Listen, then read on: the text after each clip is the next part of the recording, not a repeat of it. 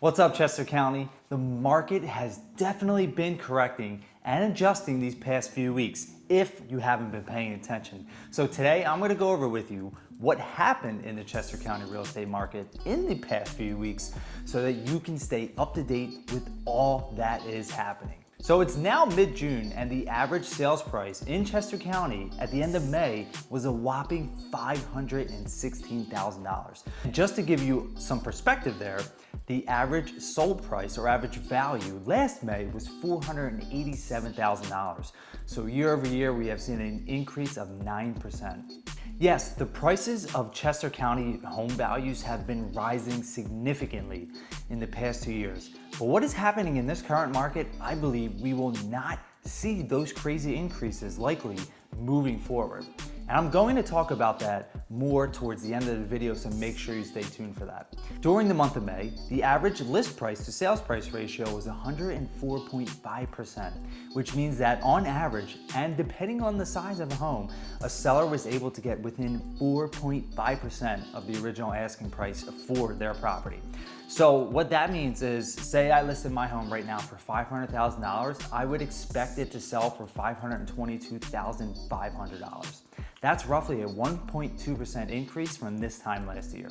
This is also showing that the market in Chester County has still been staying strong despite what has been happening nationwide. Also, during the month of May, we saw 784 homes listed for sale with an average listing price of $599,000, and we saw 582 homes sell for the month with an average sales price of $525,000. This past month ended with a 1.3 month supply of inventory, which is still extremely low. And just for a refresher, the month supply of inventory is a measure of how many months it would take for the current inventory of homes on the entire market in Chester County to sell, given the current pace of home sales. The average days on market for a home in Chester County for the month of May was 13 days, which is a 3-day decrease from the previous month and a 7-day decrease year over year in total days on market to sell a home. And finally, throughout the year, there have been 3,237 total homes listed for sale, and only 2,477 homes have actually sold. So roughly 77% of the number of homes that were listed for sale have actually sold. I always like to mention this because it shows whether or not there are still opportunities out there, even in the crazy seller's market that we're in. So those are the numbers that I have for you. Now let's take a deeper dive into what is currently happening. And we can start with interest rates, right? Because that is a hot topic right now. This week, we saw interest rates jump into the 6% range, which if you have said that at the beginning of this year, you may have been labeled crazy. We've been spoiled for the past 2 years with record low rates, and now the market is correcting. These higher interest rates are likely here to stay for the foreseeable future. If you're currently in the market to buy, you have to be vigilant with your numbers. And I keep saying that, and I want to stress that to you. If you were looking at the $500,000 mark maybe a few months ago, you're more than likely having to reduce that to $450,000 or $425,000 because your purchasing power has decreased due to inflation and due to rising rates. You need to be focused on your personal numbers and understanding where you stand in this market.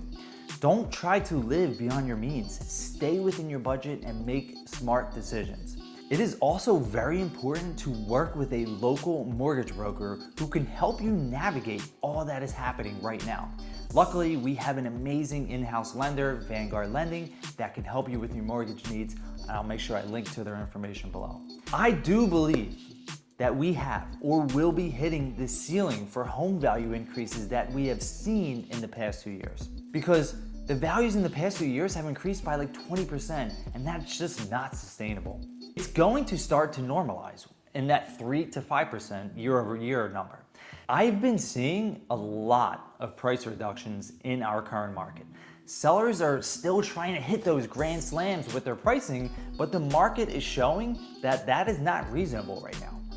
If you shoot for the moon when you first list your home, you are most likely going to set yourself up to be very disappointed.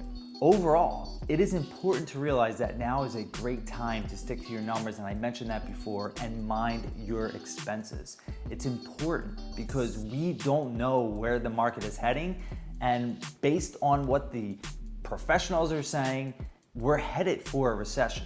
How long will that recession last? I honestly have no idea, but it looks like we are heading in that direction. And real estate is always a safe bet as a hedge against inflation. I want you to be aware of what's going on in the market so that you can be confident when you decide to either sell or buy a property. It's important now more than ever to be knowledgeable about what is currently happening. Now, if you are a potential home seller, you may be thinking that it's time to be a buyer yourself and take advantage of the opportunity to either move up, move down, or move away.